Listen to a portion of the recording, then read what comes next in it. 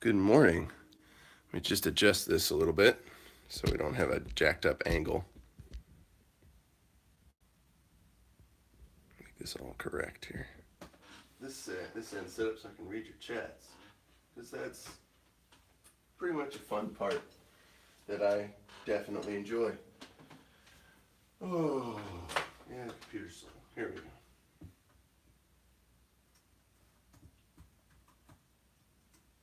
Good morning, bears. You are bears, and I say good morning to you. Good morning, bears. Where is this video? Let's go to the channel. Come on. I know you're seeing a lot of the back of my head right now, Andrew, and whoever else has come in. But, where are you? Hey, my channel, do that. Hey, we're live. Wait, where is it? There it is. Live now. That's what we want. Hey, there's my back. Hey, got folks up in here. All right. Good to see you this morning. So, let's see here. My son has a shirt that's similar.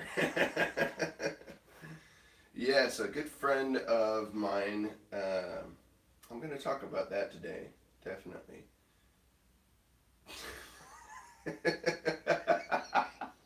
Tom, man, I'm not even reading the chats yet, and it's already getting hilarious. That's so great. I love it. Hong bin after work. You Han binned after work yesterday? What's Han binned? I don't know about that. That was kind of creepy. You were in the corner. Yeah, I was. I was all like tucked away there, flattening out my snare drum so I can make it my desktop here. There we go. Good morning, bears. Yeah, so Blue Sky, what's I Han binned? Because of an intern. He's looking up Han Bin. No, I was asking you. I figured you'd tell me. I could look up Han Bin. Is that a filmmaker? Is that the guy who did the Blair Witch Project, or ask Kika? Okay.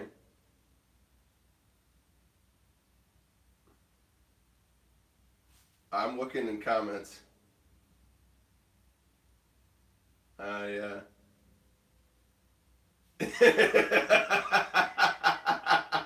Yeah, hey, it's cool. That's a good way to start the day. I may as well. I'll just let you guys have your little private Han Bin-ness whenever that's all about. I need some coffee here. So, occasionally you'll see me wearing some different shirts. Like, I've had that one that has the Chewbacca on it. It says, I speak Wookiee. I've had another one that says Team Jesus more than once. And then, maybe it's only been once. Then I have this one. So those three were gifts. Let's see, last year in the fall, I was doing some extra work up in Chicago on Chicago Fire and Chicago Med. And I got to come up there and do that for off and on for a couple months, or about a month or so. And then while I did that, a good friend of mine who was with me in my first Army unit, he was one of the mechanics there, and we were roommates for a while too on that trip. He and his family now live up in way north Illinois, like near the border of Wisconsin, maybe a couple miles away from it. I want to say it's Zion, but I might be wrong about that. At any rate, I hadn't gotten to see him much for years, and then finally I'm getting to hang out with him because I was able to come up there, and they're like, please stay with us and all this jazz. It's pretty cool of them. Yeah, Jeremy, shout out to you, brother, if you're watching. I got to get you in on these streams because I know you'd enjoy it. But yeah, that guy went through some stuff, and he came out of various trips to Iraq with some pretty serious PTSD and traumatic brain injury, and he's still a pretty functional guy.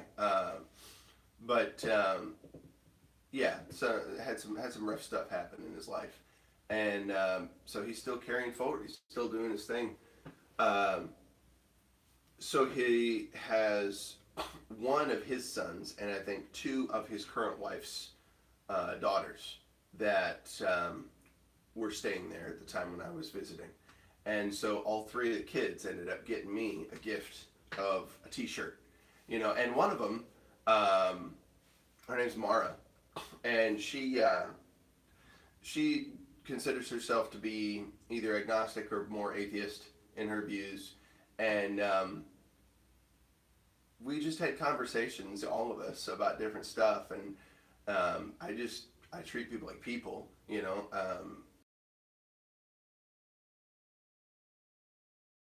a mouse. I got these different T-shirts, and I think this one was from his son that gave me this one, and then the other stepdaughter gave me one that was, well, maybe it was the other way around. It was the stepdaughter that gave me this one. It was the son that gave me the Chewbacca shirt. I could have that mixed. It doesn't matter. But Mara, she was pretty sweet. She got me the Team Jesus shirt. The girl that said she was an atheist got me a Team Jesus shirt because that's how she understood me. That's how she connected with me. That it's like, yeah, I'm a Bible believing guy, but I can totally get along with you and love you as you are, and because that's what I'm told to do, and it just makes sense. Like, why would you not want to do that? Like, it doesn't process to me that you wouldn't, unless someone's like a complete jerk and it's difficult. There are cases where people can be difficult, and even then, I think most of the time you can find ways to still show people love, but I don't know, just kind of, yeah, Jessica said like Pokemon. That's awesome. Oh man, what would it be? I can't even think. Angel Zard. Yeah, I don't know. I was trying to think of a funny Pokemon name that Jesus might have. Yeah, that would be pretty funny. Anyway, I don't know enough about Pokemon. Actually, I probably do know more than I want to about Pokemon. My brother got into that pretty heavily. Both my brothers, actually. I never had a desire to get into any of it. I'm good. I'm a Star Trek nerd, and I was happy with that. I spoke just a smattering of Klingon. I just admitted that on live internet. I've done more embarrassing things than that. But yeah, I don't remember most of it now. I know that if you say it means your nose is shiny, and that's supposed to be an insult. You don't want a shiny nose if you're a Klingon. But that's about as far as I'll go with that. Oh wait, Nuktak is where is the chocolate? That's probably one of the more important phrases to know if you're a Klingon. Where's the chocolate? So if I'm ever amongst a group of angry Klingons, I can at least maybe get some chocolate.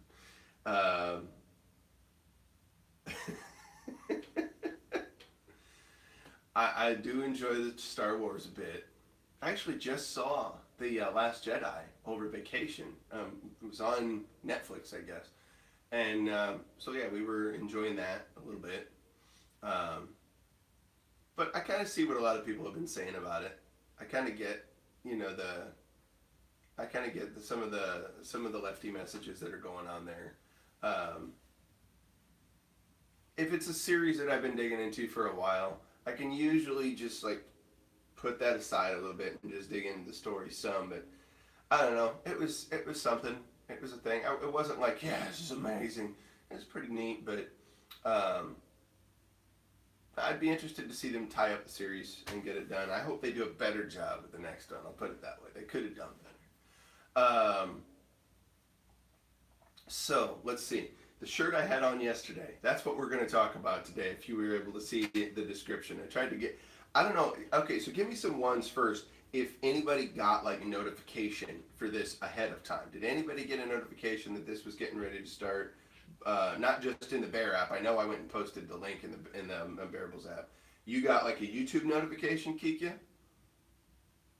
And Bisky got one. Hey, Bisky, good morning. Good to see you. I didn't see you there yet. Nope, we don't get notifications early. Okay, so I got to work on that. You got the early 20-minute notice? Wow. Okay, that's cool. I wasn't sure if that was set right to do that or not. I think I figured out how to actually schedule the live streams for 8 a.m. Ahead of time. So like at least a day ahead or a few days ahead, I can schedule each live stream during the week. And I'm going to start trying to do that. Hopefully YouTube will push some kind of notification ahead of time if people want it, which is way cool. Steve, good morning. Good to see you. We got a bunch of y'all up in here. Oh no, I got the circle. That's not a good thing. Why am I spiraling?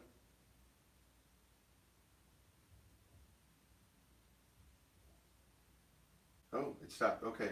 Was I out there for a minute? I got the circle of death. I'm gonna get the answer on this Hong Bin stuff later. That's gonna happen. Yeah, for sure. One Hong Bins. Oh my gosh, you guys cracking me up. In the chat, okay. One does not become a Hong Bin. That's funny. That's cool, Fred. That's excellent. At any rate, so the shirts. I was wearing a Tough Mudder shirt yesterday. You know what? I just realized. Oh, it's not in here. Okay. in the what do you call it? Thumbnail picture? Yeah, that I posted yesterday. I set up for this. I should say that right. The thumbnail I set for this live stream today. I'm holding this big like picture frame with a thing in it. I'll go get that in a minute and talk about it. But at any rate, so back in 2013, my beautiful lady Bear had pushed me to join her for a Tough Mudder competition. Excuse me. While we were dating, she had already done one of those. I think in fall of 2012. And she had a blast with it. She thought it was a lot of fun. If you guys aren't familiar with the Tough Mudder, it's anywhere between 20 to 25 miles of an obstacle course, right? You're just running and jogging through this obstacle course, and there's about 11 to 12 different obstacles set up for you. Hey, take it easy, Andrew.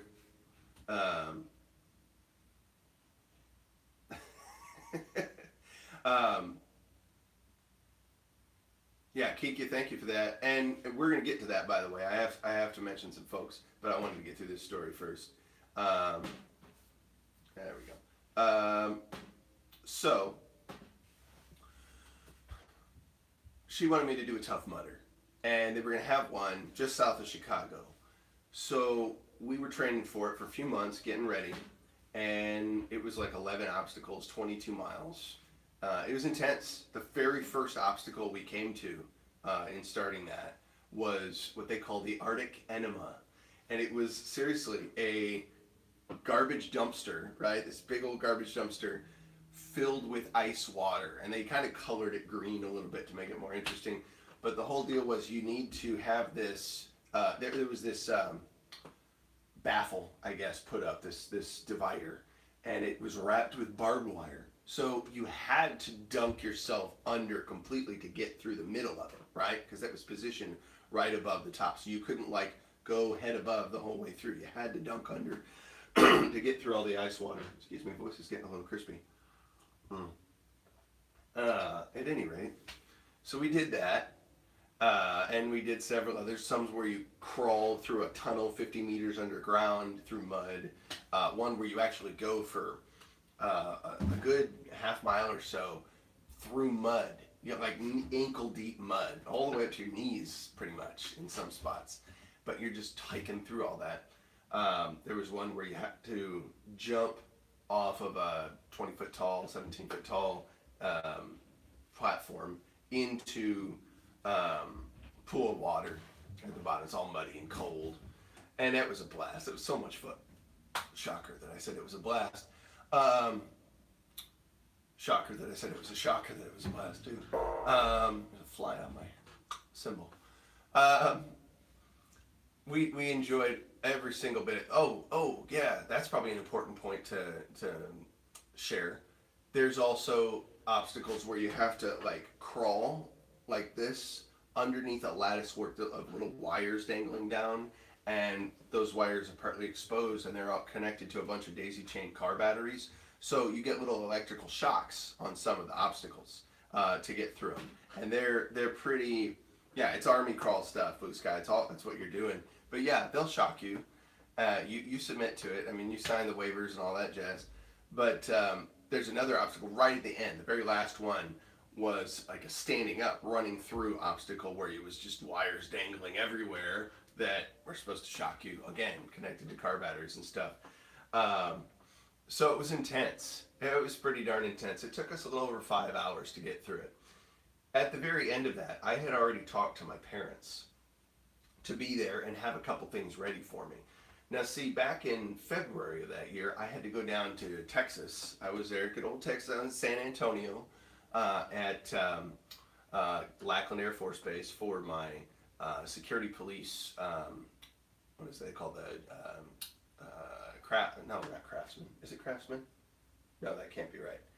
Um, oh, it was the next skill level up. Some reason I can't suddenly think of it.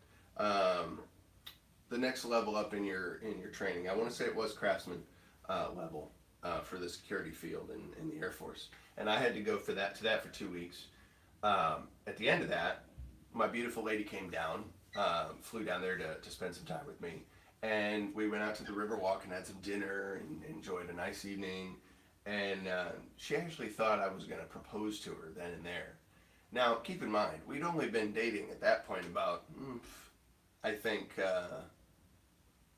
maybe 8 months, and I was fresh out of former marriage, like I think I'd separated from my ex in January of 2012, and that had only been officially dissolved since August of 2012, right before we really started dating. Um, so yeah, I was pretty wary about trying to do anything like that, but I had plans because I kind of knew from the minute I met her, this is probably going to be the deal. I want to make sure it's the deal. I don't want to rush into the first thing that comes toward me, but the first relationship possibility. But I want to be smart. So she thought I was, and she was a little disappointed that I hadn't proposed to her that night. And I told her, it's like, I have to do it in my way. I have to do it at the right time. Yeah, she wasn't happy, but she understood. She did understand after all of that. So it worked out. And here we finish up 5 hours of Tough Mudder. I had something special prepared. She didn't know what was going to go on.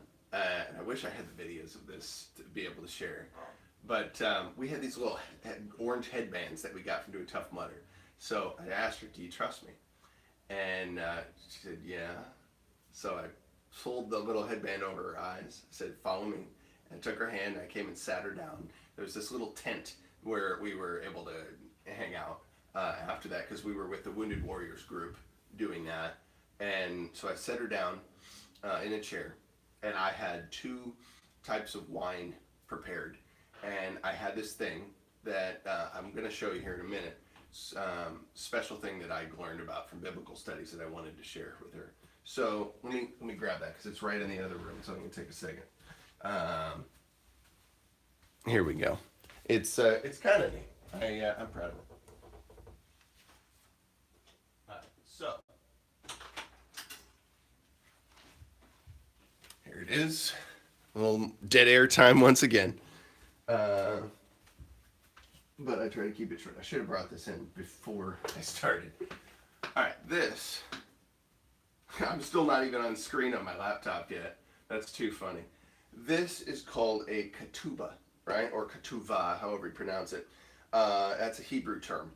And for lack of better terms, it was kind of like a marital contract in a way. but it was more than a contract. It wasn't just like, you do this or else. In some cases, it devolved into that. But the way it was originally designed was that it was supposed to be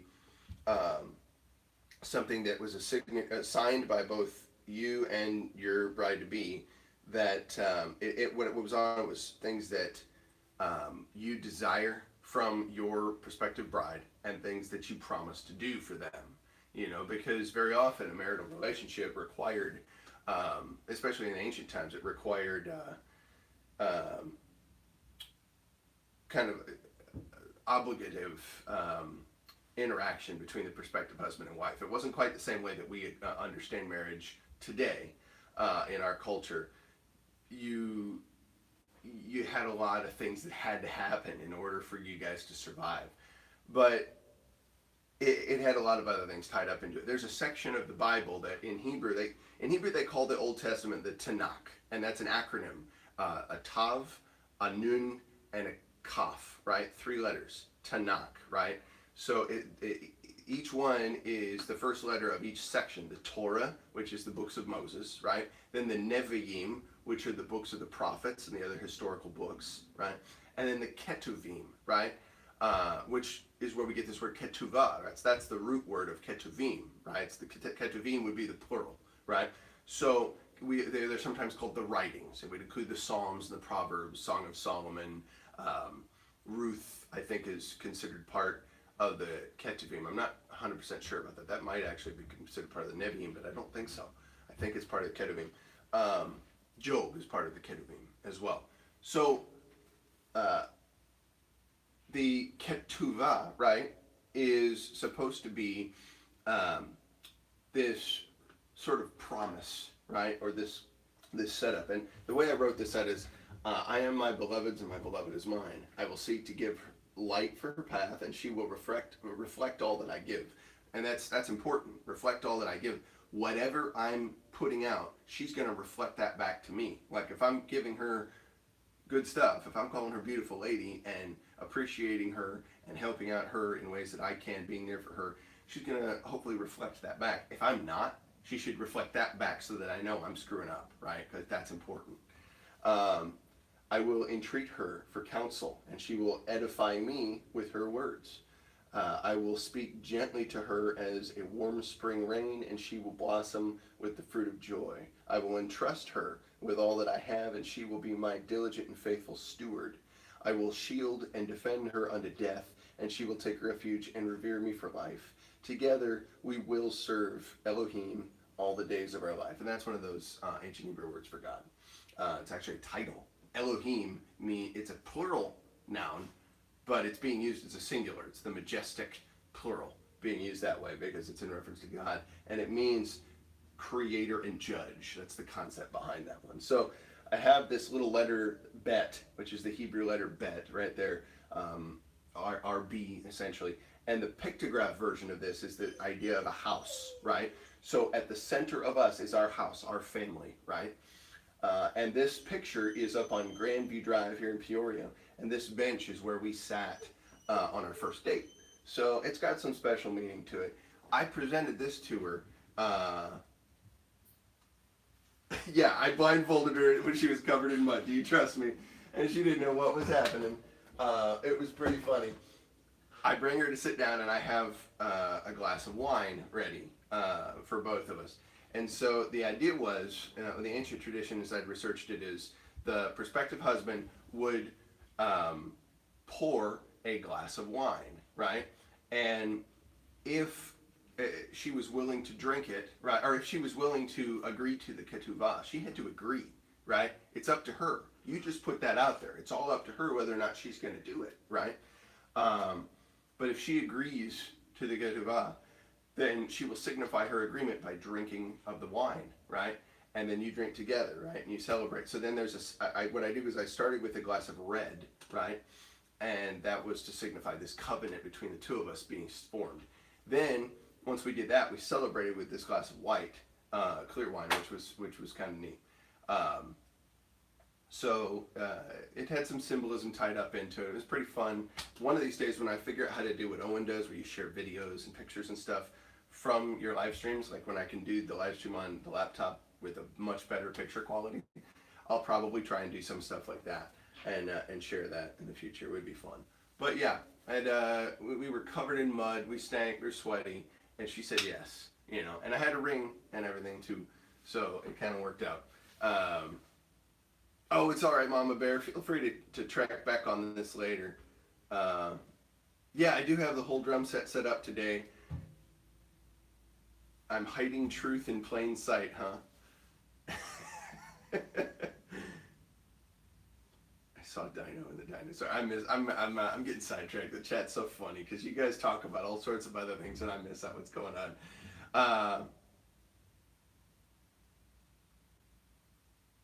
You saw, where's this dinosaur? I need to find that out. Hey, thanks, Blue Sky. I appreciate that. Somebody sees a dinosaur. I don't see a dinosaur. I don't know where I had one. But I believe you. I'm looking at my shirt like, is there a sticker? Did one of my kids leave a sticker on this and I didn't know? I could do that. I could forget. At any rate, so the other story that I forgot about, right? Talking about your picture that looked like the Loch Ness Monster. That's hilarious, man. I didn't catch that at all. That's great.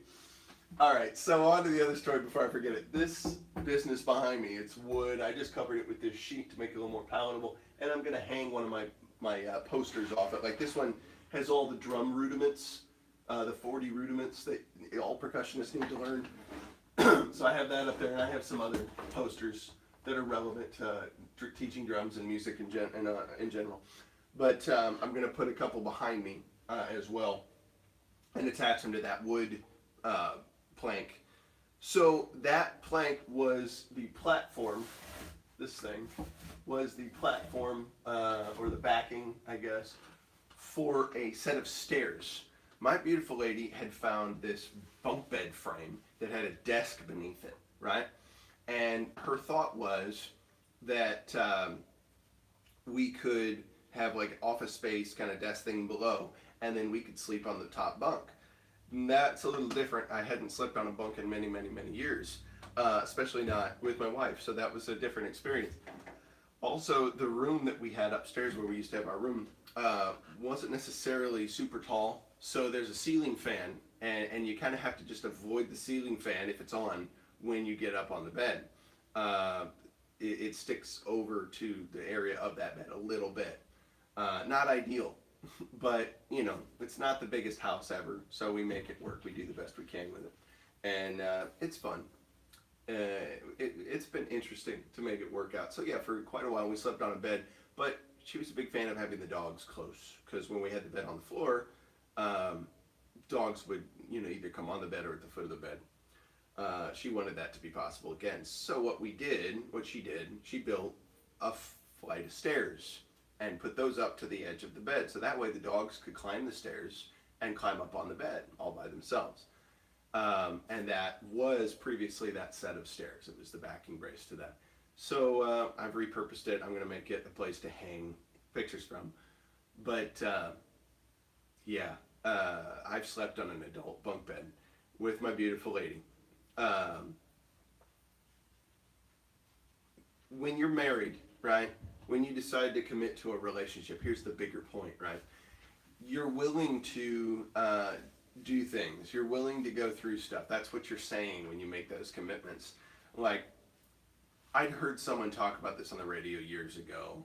Maybe I was working on a late shift or whatever, third shift kind of deal, and it was really early in the morning. Oh, I hope that's not what I think it is. What is that? Sorry, a little distracted. There's a bug on my symbol. I might have to get rid of it. That's gone now. At any rate, so your boyfriend was in the hospital for a week? I'm sorry to hear that, Feather. I hope he's okay. I hope he's getting better. Or are you talking about it happened in the past? Oh, good. I'm so glad to hear that. I'm glad he's home now. I'm so sorry he was not well. That stinks, man. but I appreciate you sharing that. Now, I'm sure you were able to be there for him. Um, I'm sure he appreciates that too. That's yeah, absolutely, absolutely. Man, I hate it to hear when anybody's having a rough time like that. You know, um, like um, like when Honky Bear was sharing with us a couple weeks ago about stuff he'd gone through um, in past. Man, that was tearing me up that day. Um, I love all y'all, and I hate to hear when stuff has been rough for you, because hey, stuff is rough for me too. But I'm glad you share it, because then I can keep you in prayers. It's the least I can do. But I was just thinking, oh, you're his nurse. It's interesting. I also, that's a great segue for me to get back to my story. I also married a wonderful nurse, a wonderful, beautiful lady. Um, and she's been through her trials and different things. She was a combat videographer in the Air Force, and she did like insanely cool stuff. She went to training where they were able to beat her up and torture her and stuff like that. Not torture, but it's like psychological. Plenty of other unpleasantness to see what it would be like to be in a POW camp or something like that. Prepare her mind, and she's tough enough to hang through stuff like that, and that's cool. That's more um, that's more cool than me in a lot of ways. Well, it was just typical military training for one of the courses they have for survival type stuff, and yeah, this was back in the like 90s 2000s time frame, early 2000s. Hey, Mayor, welcome. Glad to see you. Yes, Sears School would be exactly what it is, sir. And she hopped right through that. She kicked its butt. Um, but I knew this woman is definitely someone that I want to spend the rest of my life with. Um, she she treats me like a human being. It's a good thing. I'm a fan of that. So, years ago, I was hearing this on the radio. Some guy's calling in to like a pastor or something like that. I'm thinking of proposing. I've got this nice pie in the sky idea about how I want to propose, make it real sweet and wonderful. And he's like, yeah, I don't know that I would do that. I would say I would suggest maybe you not do that. I would suggest if you're you know wanting to make sure this marriage really goes forward, I almost might recommend proposing um, at a really unpleasant time, right? Popping the question at a time when you're in the middle of some kind of struggle. You're in the middle of a fight, or you're you're in the middle of who knows what, something that's it's your everyday kind of deal. Does she still want to be married to you? Does she want to do that when it's the hard time, when it's an unpleasant time, when things aren't necessarily pretty and wonderful? Because it's easy to say yes then, right? But if you can say yes when you might be at some of your worst, or at least your worst smelling and looking, um, you can be sure that this is a worthwhile thing. You know, my cousin, uh, one of my cousins, Josiah is his name. He's a great guy. Love that guy. He proposed to his wife to be just recently. It's in the last few months here, and he surprised her at work, and she works, I believe, at a hospital, and so she was in. I think she was in like surgical wear or something. I don't know if it was for surgery, but she was. I think she's a nurse or medical technician. I can't remember what, but she was. He got a video of this. It's somewhere on YouTube. It's so sweet. She was still wearing like the hairnet cap thing or whatever it is, and the blue scrub things, and so he got suited up in that so he could come in to where she was at, and totally surprised her. When she's not looking like her tip top or whatever. She's just doing her thing at work, and I really liked that. I really liked how he rocked that. And he made a great video out of it too. It was real cool.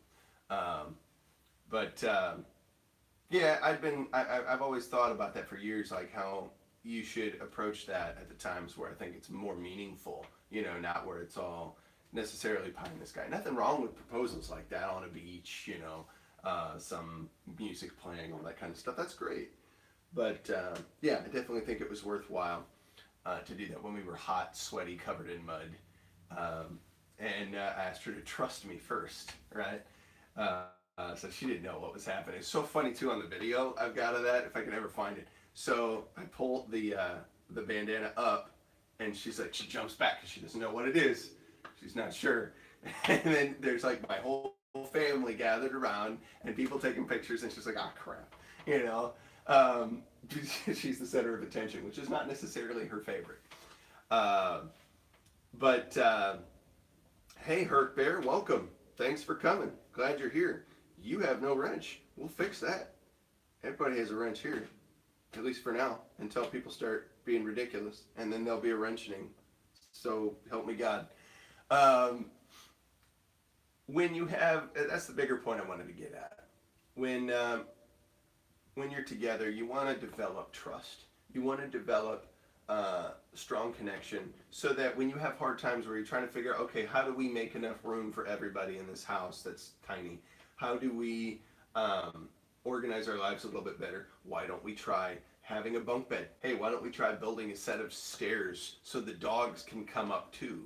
You know, like I wasn't exactly thrilled about that. I was like, hey, we're up off the floor so the dogs can't, right? So they can't interrupt our sleeping because three dogs on a bed does not a pleasant night make usually, but at least not for me. But no, I came to enjoy it after a time, and we made it work. There were times where they would try to compete. The dogs would for being closest to us on the bed for different spots, or they would be laying where we needed to lay, and they would be like, "You're laying directly where I gotta be." And we try to move them, they'd start growling. One of them, Gita, would start growling a couple times. I wrestled her to the floor more than once. I leaned right on her and said, "That's not going to happen," you know. And I didn't have to get mad or nasty. I just had to let her know, no, no, no, no. The people are in charge. You know, you're not going to growl at us because I'm asking you to move. Like that stuff had to stop. So eventually we got like a nicer mattress and a bed frame, and now we're in a room down here, which is honestly it's more comfortable, and we permit one dog per night so that rivalry doesn't happen. But we work together to figure out these solutions, right? We're constantly working together to make our lives more awesome, right? You can't happen if she's got her plan and I've got my plan and we're just going to try to make both happen independently of one another. You're not going to get anywhere. You have to keep working together. You have to work through thick and thin. You have to climb through the mud together to make it happen. And you have to be willing to get shocked to make it happen, you know? And yes, I'm using some metaphor there from the Tough Mudder.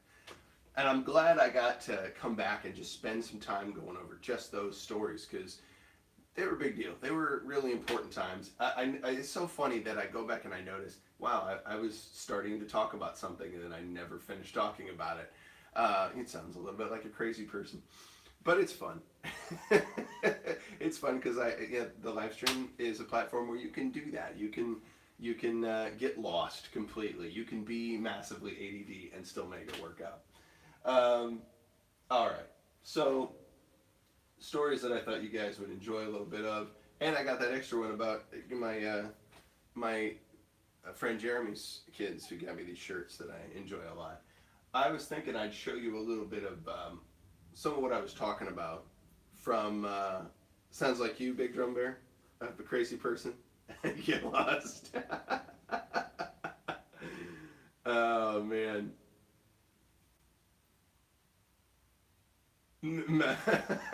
Manifest me a husband that meets my impossible standards. You know,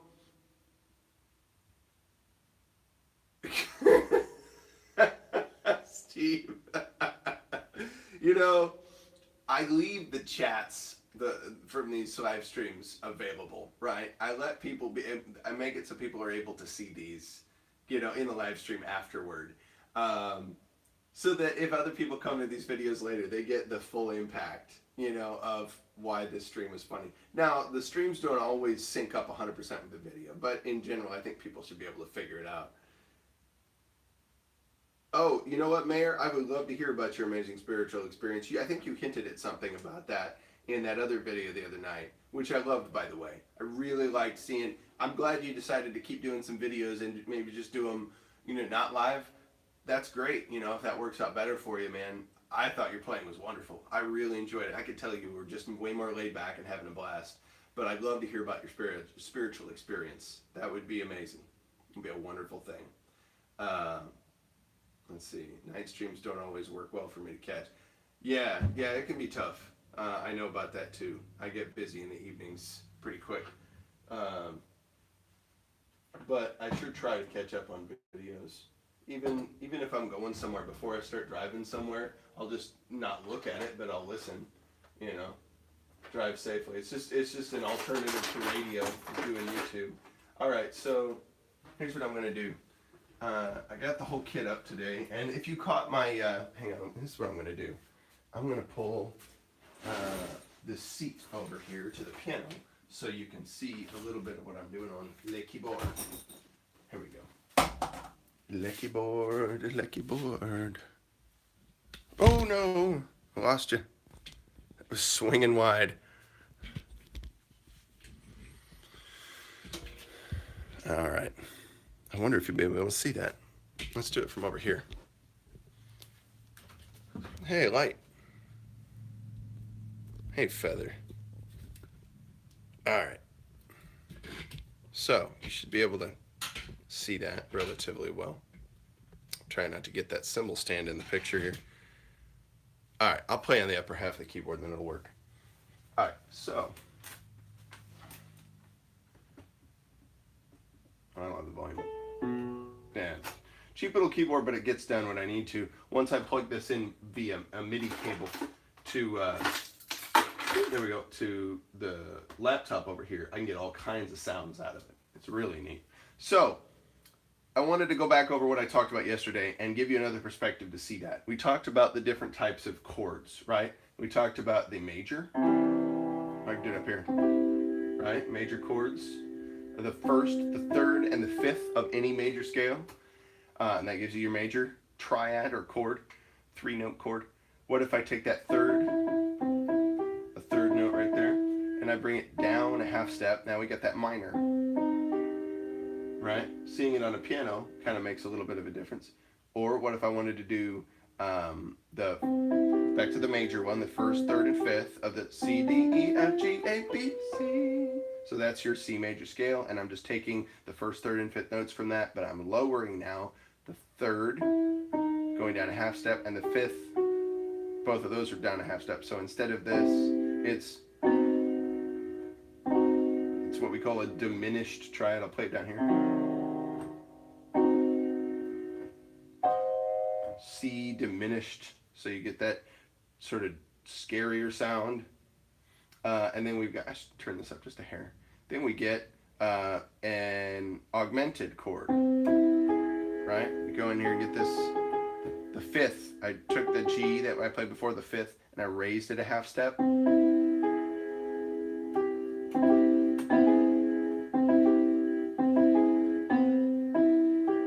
So you can kind of visually see how I'm doing this a little bit better. Because sometimes it's easier to see it and understand it from a piano than it is maybe from a guitar. And then you're getting the idea. So those are 4 basic chord types. Major, lower the third a half step, get a minor, lower the third and the fifth, both half steps coming from a major. We had that first, now let's lower both the third and the fifth. I say that because you don't want to be on a major, you don't want to be playing a minor triad and then lower the third and the fifth, because then you're lowering the third again. That sounds different. That's weird. That's not the diminished. This, you have to be starting from a major to lower them both. So just think conceptually. Your starting bass is always that major triad, the 1, the 3, and the 5 of any major scale. And then again, start from the major, raise the fifth. You got your augmented triad. So I'll try to keep my fingers down so you can see. Right, I'll do it that way. That way you can see better. Augmented. Major, minor, diminished, augmented. You got all of those. And then, I don't know if I talked about the I did talk about suspendeds with you guys. There's the 1, 4, 5, suspended 4, and then 1, 2, 5.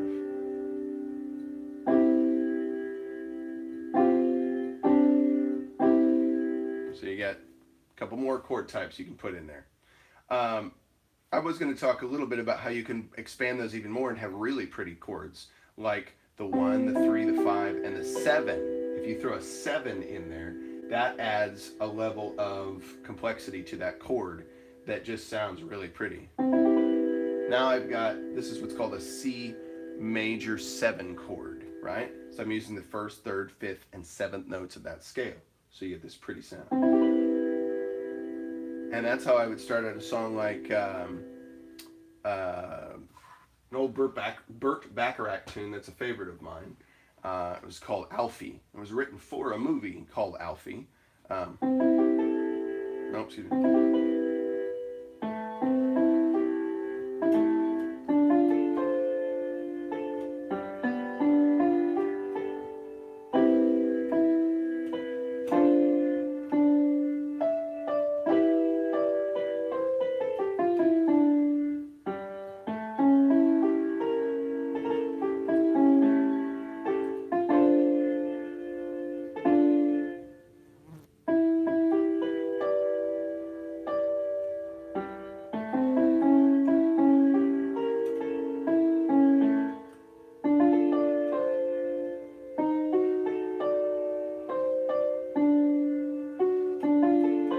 That's what it is.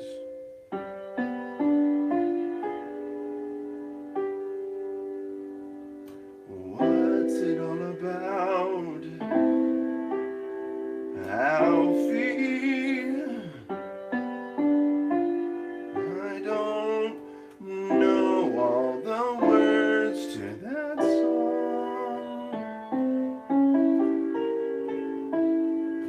but I should look that up. That's one of my favorites. I'm a big fan of that one. So then I also wanted to show you that, okay, so I said this, the C major 7 chord, the major 7, that's where you add just the 7th note from the actual scale you're using to create this chord. What if you took that 7 and lowered it a half step along with the 3rd? Now you get a minor 7. So there's the major 7, lower the 3rd and the 7th, both half steps. That's a minor 7 chord, right? So this is C minor 7. What if I lowered just the 7? That's a C7, right? Where you just take the 7 and lower it a half step. It's a major triad with a lowered 7 on the top, right? What if I took, I know I'm doing this fast, but you can always watch the video again later, go over it slow. I just wanted to share some of these ideas here so that you can get a better grasp on how you can think about music. And make some of your own. Because now, with this, you're going to have a bigger library of chords to work from, right? There's your C7. So we did the C major 7, where you just use the 1st, 3rd, 5th, and 7th notes out of the C major scale in this case. You could do it from the D major scale. The D major 7 right there. I'm just using the notes of the D major scale. Or I could go G major. G major 7 right there. I want G7, I just lower that F sharp, that's the 7th note of G major, down to an F. Bring it down a half step, that's all I did. I want to lower that 3rd, right? Now it's a C minor 7, or G minor 7, excuse me. But I'll go back to C because it's a little easier to see some of these patterns from the C major scale because you have no sharps or flats. You don't have any black keys that naturally occur in that key. So when I use a black key, you'll notice the difference. The contrast allows you to see the difference better. So C major 7, once again. That's where we were. We've done the C7 and the C minor 7. Now we're going to do C minor 7 flat 5, right? Which is the C minor 7 like we just played, except I'm going to lower the 5th as well. Some people call this a half diminished, right? Which is another thing. It's like it's a diminished triad and then you lower the 7. But in like pop chords or jazz chord terms, they tend to call it a minor 7 chord and then you lower the 5th as well. That's how they visualize it. So that's the minor 7 flat 5. That's just a fun thing to say. You sound like, oh, I'm a music aficionado now that I can say minor 7 flat 5. Look at me.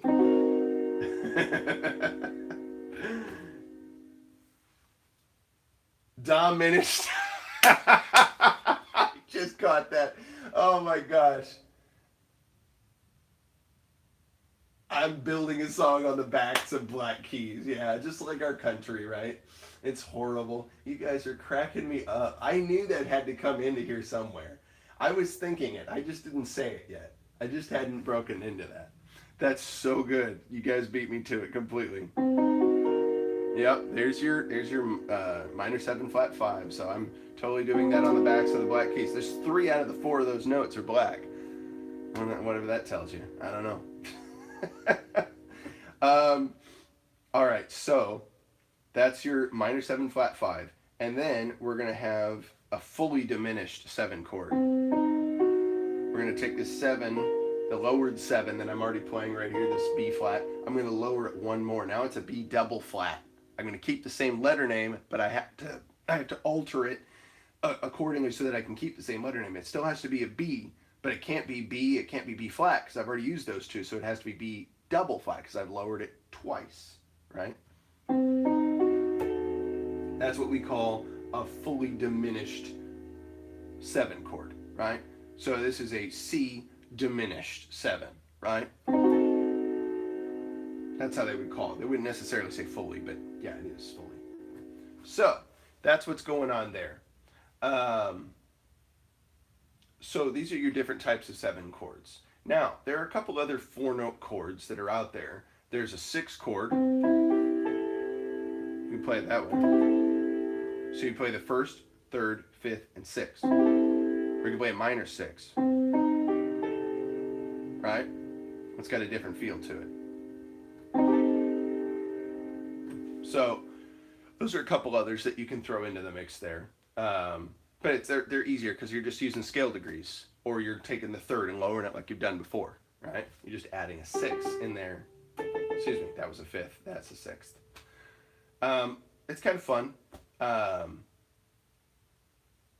Stuff fascinates me about the keyboard. I was telling a student last night that really music is all a language of mathematics. It all operates on mathematical principles. Like, for example, that's your middle C, right?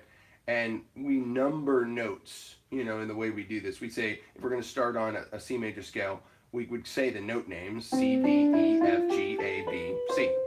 And then we could also, Fly, you shouldn't be in here. I don't know how you got in the house. Well, actually, I do, because I have dogs that allow you to come in, and that's frustrating. At any rate, we also number the notes to think of them as numbers. 1, 2, 3, 4, 5, 6, 7, 1. And we do things in groups of thirds or intervals of thirds. So to go from the 1 to the 3, that's an interval of a third. To go from the 3 to the 5, that's also an interval of a third, is what we call it. From the 5 to the 7, again, it's a type of third. But they don't all sound equal. There's different kinds of thirds. In the way we talk about this. A major third, which is 4 half steps. 1, 2, 3, 4 half steps. Or a minor third from the 3 to the 5 here. 1, 2, 3 half steps. So it's a different feel. This is the same interval as if I played this. So if I put those together, let's see. Well, now I've got now I've got 4 half steps between this and see how that works. So now that became a major third interval because there's 4 half steps between those 2 notes. Before, the major third interval was between here and here. See that? But you put them together with a major third interval on the bottom and a minor third on top, you get a major triad or a major chord. You put it with a minor third on bottom and a major third on top. Like that, you're going to get a minor triad. It's just the way that you stack those intervals. Black keys matter. I'm surprised that's not in there. Hashtag Black keys matter. I was expecting to see that. Maybe it is, and I just haven't seen it yet. A major turd. Oh my goodness, you guys. It's a prescient to use the black keys in a diminished way.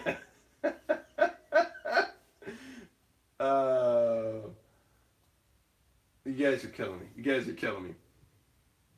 No, this is a little different. Oh, you're talking about you already went through all of that stuff. Yeah, the chat is way behind on my laptop. You guys are absolutely right. Um, yeah, I'm behind. I'm not paying attention to the chat while I'm sharing this. I'm otherwise occupied, and I get more done. I get less squirrel dom. But at any rate, so all this is just stacking of thirds. Let me finish that thought. When you have the seventh in there, between the fifth and the seventh, I think it's another major, or excuse me, a minor. No, it's a major. I was right. Between the fifth and the seventh, normally that's a major. So to create a major seven chord, you have a major third, a minor third, and another major third, and that's how you get that sound. But if you want to do a major third, a minor third, and a minor third on top there, then you're going to have what they call the seven chord. So it's not the major seven, it's just what they call the seven, where the seventh is lowered a half step from its normal scale degree spot. Now, if you want a minor seven chord, then you have a minor third on bottom and a major third in the middle. Right? That four half steps, I'm counting those out. 1, 2, 3, 4. So that makes that a major third from E flat to G there, or the lowered third to the fifth. And then a minor third on top between that fifth and the lowered seven. So minor third, major third, minor third. Just a thirds sandwich, right? That's all this is. Yeah, we could say, yeah, dominant seven is another way to say that, Mayor. You're absolutely right.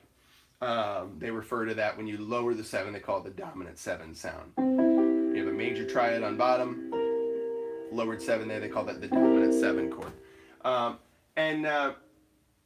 Yeah, I just wanted to share some of those ideas about how I create chords, how I will build that. But think about this now. How many seven chords did we talk about? The major seven, the seven chord, the dominant seven, the minor seven, the minor seven flat five, and the diminished seven, right? That's one, two, three, no, 1, 2, 3, 4, 5 different chords, and then we also had the 6 chords. So that's 6 and then 7 with the minor 6. So you have 7 different chord types that you can apply to any major scale. There's 15 different major scales that we use in Western music, as I've talked about before. So what's 15 times 7? 15 times 4 is 60. So we're just shy 15, 105.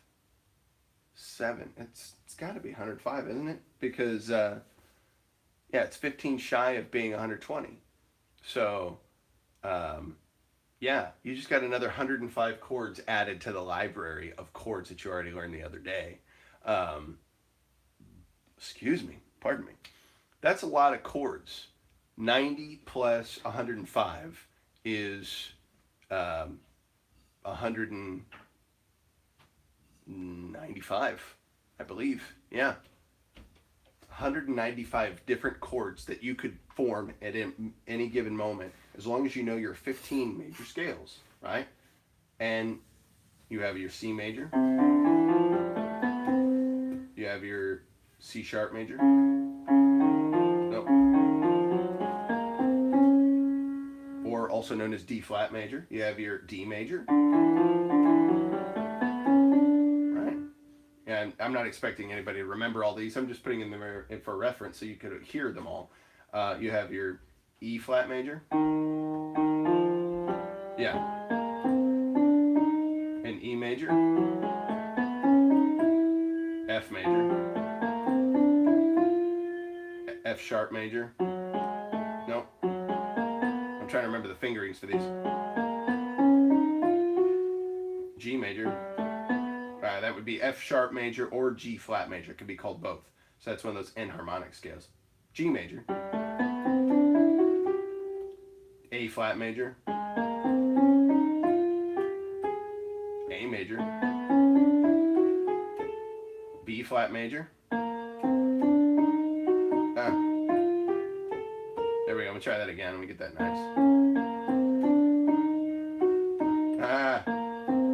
Not a pianist. My mom's crying right now.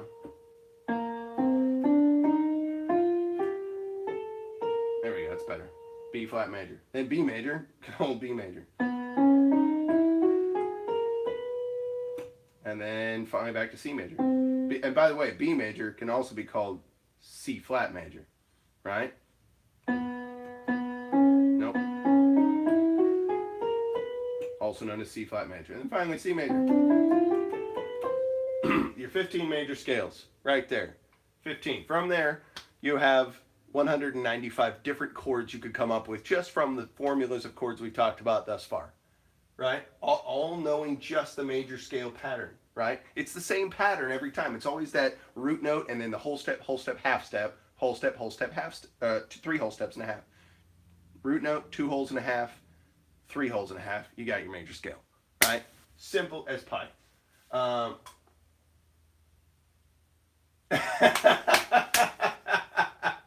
Yes, and Sovereign Bear, you do not have a wrench. I just noticed that. So welcome to Wrench Life. You are now a moderator for my channel. Basically, you can say what you want to say. Hey, get off of me, fly. Yeah, we made it interesting, but I'm going to bring you back over here because, oh, I'm going to lose this. It's about time. We're almost done. I'm going to go pray with the wife soon. It's almost time for that. Is Bear to Bear running yet in the app? BRB, it's bathroom or soiled. You guys are something else. You know, it's so weird because I'm watching this on my laptop at the same time. It's pretty funny. Let's see. Let's angle up. Hey, I have a window down here, so it's not all bad. Okay, so I'm back. It's me. I want to thank you guys again. I always enjoy you coming. I try to keep things unique and interesting. Before you head out, maybe I can show you what's going on here. So I have the full kit set up. You've seen this if you've watched the Aristocrats performances. Plus tomorrow night, no wait a minute, what's today? Wednesday? Tonight. I should be trying to do a live stream. If you catch some of it, great. It'll be up on there later. You can watch it after the fact. But I'm going to try to live stream a jazz jam that I do at the Field House over by Bradley University tonight. That's going to be a thing going on. So I'll be jamming out there with my kit up, ready to go. And that'll be a blast. I'll be having fun. It's a bunch of music. I don't know what we're going to be playing. I'm going to find out when we get there. Yeah, should be a good time. I get to come in and enjoy playing with my good friend Scott Anderson, so you get to see a little bit of him. Hopefully he doesn't throw a fit about me doing live stream, but we'll see. I probably just won't mention it until it's time. He gets a little funny about that, but I understand. Hopefully he may know if he catches this, because sometimes he does catch the streams. But yeah, gonna be out there just doing what I love to do.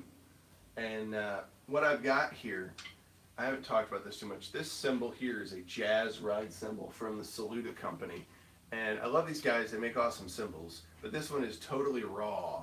It's just a roary, fiery cymbal. I had it up the other day.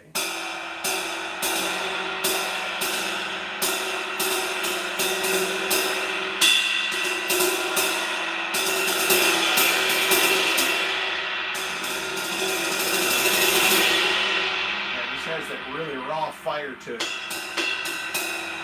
This is my beautiful ride here that I love. This one is also by Saluda, and it's more of a medium ride cymbal.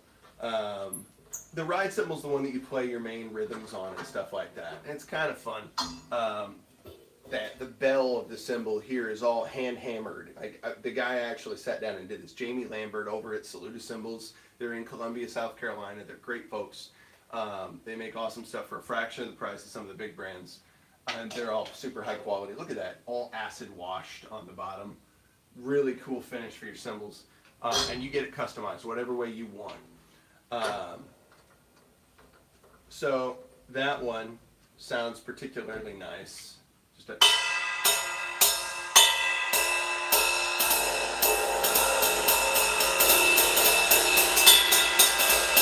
And you can hear the difference between the two, right? Like, or this one. This one's smokier, darker. This one's brighter and more pingy.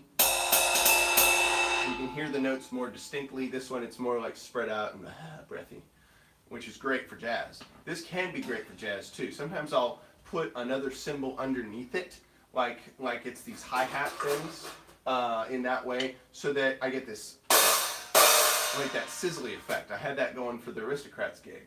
My crash cymbal, good for good accents at the ends of phrases or beginnings of phrases. Splash cymbal for quick accents. The hi-hats. The top hi-hat is actually a Saluda hi-hat. It's got all those vent holes in it, and I actually watched this guy put this together for me. It's so cool. In fact, look at this. You can just bend that thing. It's crazy. I love that cymbal. And it's meant to be a little small crash, but I've been using it as a hi-hat. And underneath, I have the kind of non-Saluda because I just don't have a full set of hi-hats for them yet, or from them yet. But I want to at some point. I had to sell the ones I had a few months back in January, I think it was. I had a really nice pair of hats and another ride cymbal and a Chinese cymbal, which I loved. Yes, it's called cultural appropriation for me to have that cymbal, but still one of my favorites. But on the bottom, I have a really good quality hi-hat cymbal from another brand. And, it sounds great. It works out. It's really tarnished and old sounding, so that works out for this darker sound I like. We got 3 tom-toms, 10, 12, and 14-inch ones, and then this little 10-inch one.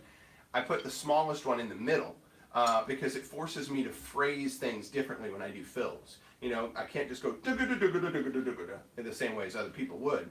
I have to work a little bit to do it, so it interrupts my phrasing. And it makes me use mainly just the 12-inch and the 14-inch, like a traditional jazz setup. Like,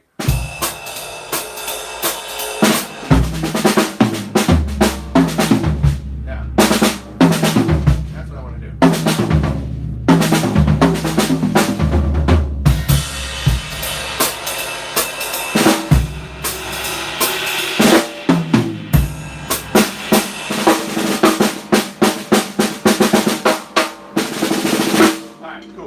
So, before we're done here, little drumming here, but I wanted to say, if anybody's still here, I wanted to give some shout outs. Give some shout outs because that's super important. Please let me log back in. All right. Yes, I want to say, oh my goodness, I've got some more. Gracious. I didn't know. You guys are kind of flipping cool. So Kristen Martin says, hey, just curious, I can't find your rates on your website or Facebook for piano lessons. Can you put in somewhere obvious? LOL. Oh, that's Kikia. I'm sorry, I didn't mean to out you like that. I didn't see your name in the thing. I hadn't gotten to all these yet. I hadn't read through them yet. But I got notifications by email. Hey, you're getting stuff. I'm learning how this works here. Let's see here. Yeah, I really appreciate that. Thank you so much. I do teach lessons, and usually what I have people do is just contact me by email, right? So if you send me an email, I'll talk to you personally about that, and my rates pretty much stay the same. I haven't always set them in stone because some people try to take advantage of you when you do that, because it's like, how would I put this? I've had people do that because I'm not, I don't have like my college degree, or I don't have my bachelor's degree in it. So some people try to say, oh, well, I should be able to get a cheaper rate from you on this or that. I try to give discounts all the time, you know, especially if I do online lessons for people. Generally what I try to do is, and I don't mind saying to you guys, I've been doing like 22 for the half hour in person and 40 for the hour. And then I'll probably cut you a break. It's like 18 for the half in online. And then, what did I say, 36 for the hour online. But I usually charge 8 lessons at a time. I do it at set of 8 at a time. So that's usually the investment step in, is you're going to get a minimum 8 weeks buy-in to do it. And that's usually how I set that up. I may put that on the website eventually, but usually I haven't for various reasons. Kiki, thank you very much for PayPal. I appreciate that. Let's see. Hopefully you put your normal name in here. I don't know who this is. Sarah. Let's see here. Great stream today. This was from yesterday. Keep up the good work. Thank you, Sarah. I appreciate that. I'm very thankful for anything. And then I got Mama Bear in here. Mama Bear, thank you so much. And she says, not much. but I appreciate you. No, every little bit helps. I'm grateful to all of it. So thank you very much. And you know what? I'm going to go and subscribe to your Instagram channel, your shop Maxim. Yeah, I'm gonna have to check that out if I'm not already. Um, that's very cool. And then, hey, we have another one in here just from today that I caught. Hey, Aaron, keep up the great work. Really enjoying the live streams and your willingness to share your life with others. I have no doubt that each and every person watching is growing and learning. Love you, brother. Uncensored Christian. Thank you, man. Thanks so much. I really appreciate that. Let's see here. Thank you, guys, so much. I really appreciate this. This is what's going to keep this going. What did I just click on? That's not what I wanted to do. I just brought up like the coding for that page or whatever by mistake. Bad wrong click. Was that Gerby? Was Gerby coming over to say hello? By the way, Bisky, I don't know why. Maybe PayPal is slow. I think. Oh, never mind. Okay, never mind. It was. I wasn't sure. Your thing didn't. It was still pending, and I didn't know why. But thank you all for that. That's huge. I'm totally. It's huge. It's huge. How can you not do that? She's got dog food now. Yeah. She's on the bed. No, I'm saying she says thank you for the donations so she can eat dog food. Oh, Gerby does appreciate that because it does help us feed dogs, amongst plenty of other things. So, feed dogs, support us. And you know what? The other things are cool too. If you ever decide, you or other people that get in here want to take lessons, just email me at either steadyintime@gmail.com or bigdrumbear@gmail.com, either one. Send me an email, let me know, and we can set up lessons. I'll send you the links so we can do them online if you guys are farther away, which most of you are. What was I thinking? And I do most of my lesson stuff through Square, so I can send you invoices for that kind of stuff as well. If you decide you want to do that, there's other simpler ways to make that happen. But the Neuro 67, that's another thing. Because then if it's something like that, you guys are getting something bigger back too. Uh-oh, Kirby's gonna try to sneak in the shot. She's taking over. Here, do you want me to hold it? Yeah, well, that close, it's probably just filling up the camera. Cracking me up, beautiful lady bear. Oh, it's okay, Gerby. Don't freight too much. Just one much. I got you. Yeah, the video on my laptop's like several seconds behind, so now I'm just seeing that where she was all Blair Witching it. Gerby. Look at your mom. Look at your mom. Yeah. What do you think? Do you say hi to people? Yeah, you're such a good dog. She's my baby. Here. Oops. You want to do it? Here you go. Here you go. Ready?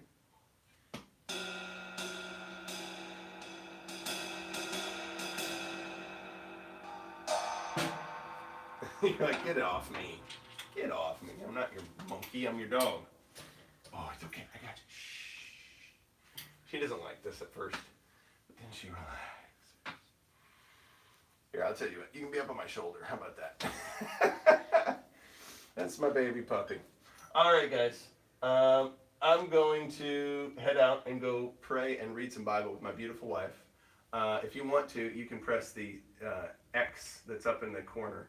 That'll stop it when I say goodbye to everybody here. So, do you see the X that I'm talking about? All right. I will have a great day. You guys have a great day. Feather, blessings to you and your boyfriend. I hope it gets better. We'll keep him in prayers for sure. Love you guys. Y'all take it easy. Thanks again. Peace, bears. Say bye, Kirby.